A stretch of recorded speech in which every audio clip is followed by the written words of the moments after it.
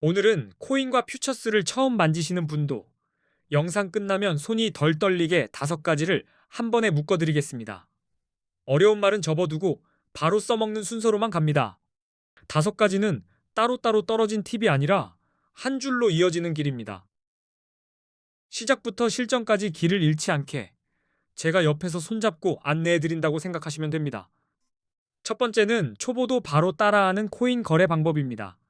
버튼이 어디 숨어 있는지부터 주문이 어떻게 들어가는지까지 눈보다 손이 먼저 외우게 손동작 위주로 풀어드립니다. 앱을 켜면 현물과 퓨처스 탭이 보이실 텐데요.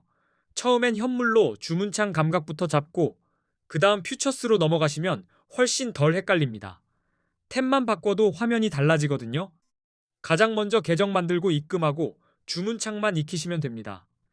여기서 시장가와 지정가만 구분하셔도 절반은 성공입니다. 시장가는 지금 가격에 즉시, 지정가는 원하는 가격의 예약입니다. 주문창에서는 가격과 수량을 확인하고 마지막 확인 버튼을 누르는 흐름이 핵심입니다. 체결되면 주문 내역에서 바로 확인하세요. 이 한 번의 루틴이 손에 붙으면 공포가 확 줄어듭니다. 두 번째는 네이버 코인 커뮤니티에서 이슈가 됐던 사례, 300만 원으로 1억 8천만 원을 만들었다고 알려진 중학생 단타 방식입니다. 자랑이 아니라 구조만 뽑아 성인도 이해되게 정리합니다. 그 방식의 뼈대는 큰 한 방이 아니라 작게 빠르게 여러 번입니다. 진입 조건을 단순하게 만들고 욕심을 덜고 정리 버튼을 빨리 누르는 패턴을 반복해서 몸에 붙이는 겁니다. 특히 단타에서 중요한 건 들어가는 실력보다 나오는 속도입니다. 수익이든 손실이든 길게 끌지 않고 짧게 정리하는 습관이 계좌를 살립니다. 그게 중학생 방식의 핵심 근육입니다. 세 번째는 거래할 때마다 새는 거래 수수료를 최대한 할인받는 꿀팁입니다. 단타는 수수료가 숨은 적이라 이걸 먼저 잡아야 승률이 아니라 생존이 됩니다. 수수료는 들어갈 때 한 번, 나올 때 한 번, 2번 찍히는 느낌이죠. 거래 횟수가 많아질수록 새는 양이 커집니다. 그래서 할인 혜택, 등급 이벤트를 챙기는 게 실력만큼 중요합니다. 네 번째는 AI를 활용해 하루 50만 원씩 매일 수익을 노리는 단타 방법입니다. AI가 대신 매매해주는 게 아니라 실수를 줄여주는 자동 점검표로 쓰면 무섭게 단단해집니다. 예를 들어 진입 전에 AI에게 오늘 핵심 뉴스, 내가 보는 기준, 손절과 목표를 한 줄로 정리하게 하세요. 사람이 급하면 뇌가 지름길을 찾는데 AI는 그 지름길을 막아주는 브레이크가 됩니다. 다섯 번째는 첫 거래 때 내 돈 입금 없이 가입 이벤트로 100달러를 받고 코인 거래를 시작하는 방법입니다. 실전 감각을 공짜로 익히는 느낌이라 초보자에겐 특히 큽니다. 이벤트로 받은 100달러는 돈벌이보다 손 익힘에 더 큰 가치가 있습니다. 주문 넣고 취소하고 정리하고 다시 들어가는 과정을 내 돈 없이 연습하면 심장이 덜 뛰는 상태로 실전 감각이 올라옵니다. 그리고 이 영상 고정 댓글에 수수료 최대 할인 꿀팁이랑 100달러 받고 가입하는 방법 링크를 깔끔하게 정리해 두었습니다. 영상 보시면서 바로 누르실 수 있게요. 처음 가입 이벤트로 받은 100달러로 당장 10억을 만들긴 어렵습니다. 그래도 내 돈 입금 없이 거래를 공부해 볼 수 있고 레버리지로 타이밍이 맞으면 몇백만 원대까지도 그림이 달라질 수 있습니다. 이제 왜 코인에 투자해야 하는지 머리 아픈 말 없이 숫자로만 보여드리겠습니다. 같은 돈을 같은 시기에 넣었을 때 결과가 어떻게 갈리는지 보면 감이 바로 옵니다. 만약 10년 전에 금, 주식, 코인, 부동산에 1,000만 원을 투자했다면 그 1,000만 원이 지금 얼마가 됐을까요? 여기서부터 판단이 정리됩니다. 먼저 코스피입니다. 코스피 지수가 10년 전 대비 약 2.66배 올랐다고 보면 2016년에 1,000만 원을 지수 추종형 주식에 넣었다면 2026년엔 대략 2,260만 원쯤 됩니다. 금은 더 직관적입니다. 2016년에 1,000만 원으로 금을 샀다면 약 233.5g을 들고 있었을 거고 2026년 기준으로 계산하면 대략 5,160만 원 정도가 됩니다. 부동산도 서울 기준으로 가정해 볼게요. 2016년에 1,000만 원어치 아파트 가치를 보유했다면 2026년에는 약 2,400만 원 정도로 평가할 수 있다는 흐름입니다. 그런데 비트코인은 분위기가 다릅니다. 2016년에 1,000만 원어치 비트코인을 샀다면 2026년에는 약 26억 원 이상이 되는 막대한 수익률이 나오는 계산이 됩니다.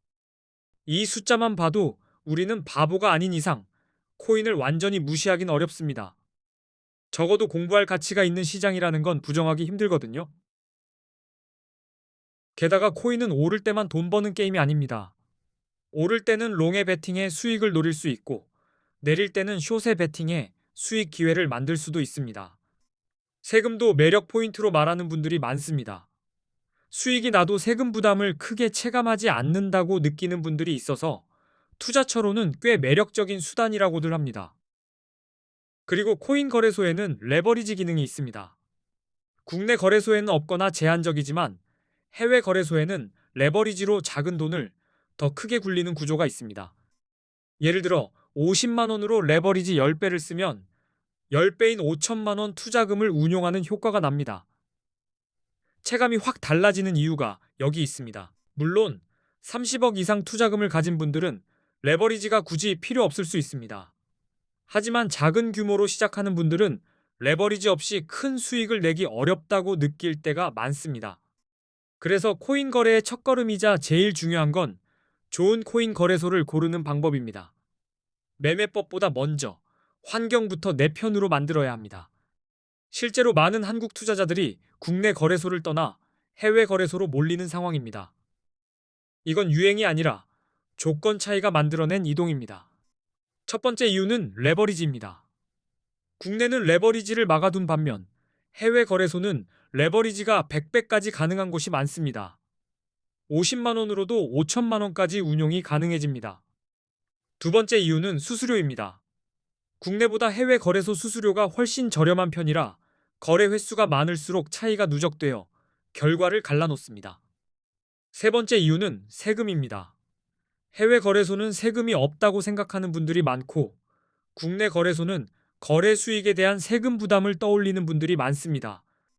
한국인들이 가장 많이 이용하는 해외 거래소, 그리고 가입 시 $100 지급 이벤트를 하는 곳 정보도 고정 댓글에 적어두었습니다. 이건 찾다 지치지 마시라고 미리 정리해둔 겁니다. 이제 대형 거래소들의 수수료를 비교해 보겠습니다. 대형 거래소의 거래 수수료가 0.05%라고 가정하면 단타는 시작부터 체력이 빠져나가는 구조가 됩니다. 예를 들어 1,000만 원으로 단타를 친다고 가정해 보겠습니다. 그리고 이 20배 레버리지를 쓴다고 가정하면 1회 거래에서 수수료가 22만 원이 됩니다. 손가락 한 번 눌렀을 뿐인데 22만 원이 빠지면 감정이 아니라 계산이 무너집니다. 수익이 나도 내 돈 어디 갔지? 이 느낌이 올라오기 시작합니다. 하루에 10번만 거래해도 220만 원이 수수료가 됩니다. 여기서 많은 분들이 놀라시죠? 이건 실력 싸움이 아니라 수수료랑 맞짱 뜨는 싸움이 됩니다. 같은 실력이라도 수수료가 낮은 쪽이 오래 버팁니다. 단타는 기술보다 비용이 먼저 발목을 잡는 경우가 많거든요. 그래서 수수료가 저렴한 거래소를 쓰셔야 합니다. 수수료 때문에 절대 이길 수 없는 구도가 되니 수수료가 저렴한 거래소를 이용하셔야 합니다. 단타는 수수료가 낮아지는 순간 숨통이 트입니다. 이제 대형 거래소 4개와 A 거래소를 비교해 보겠습니다. 기준은 수수료가 얼마나 싼지, 거래가 얼마나 간편한지, 한국어 지원, 레버리지 몇 배인지, 원화로 바로 입금 가능한지입니다. 먼저 거래 수수료부터요.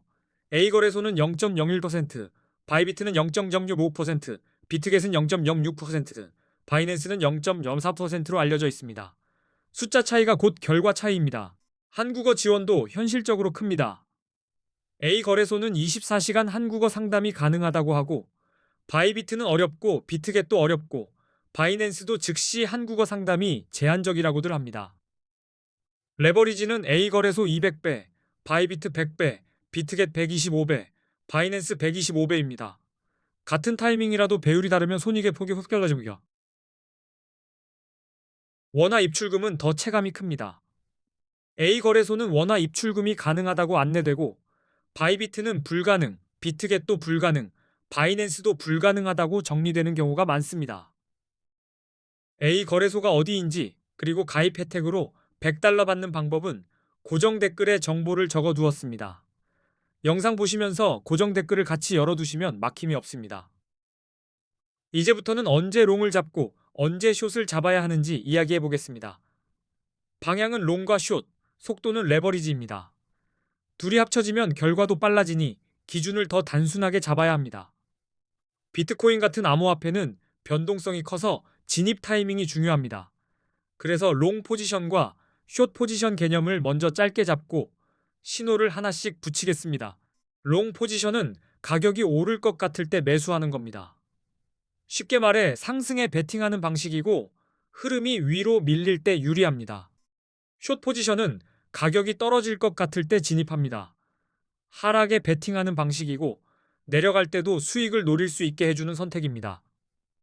롱은 보통 차트에서 강한 상승 추세가 보일 때 유리합니다.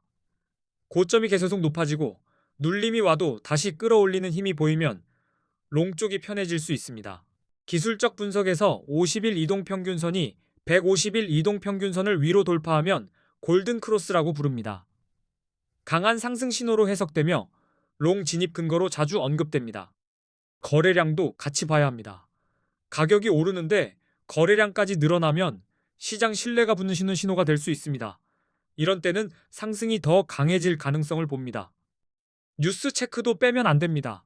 규제 완화, 대형 기관 투자자들의 진입, ETF 승인 같은 긍정적 요인은 가격을 들어 올릴 수 있어서 이런 재료가 나오면 롱 확률이 높아질 수 있습니다. 반대로 숏은 하락 추세가 뚜렷할 때 유리합니다. 가격이 지속적으로 낮아지고 저점이 계속 낮아지는 패턴이 이어지면 숏 포지션이 편해질 수 있습니다. 기술적 분석에서 50일 이동평균선이 150일 이동평균선을 아래로 내려가면 데드크로스라고 합니다. 하락 신호로 해석되며 숏 진입 근거로 활용하는 분들이 많습니다.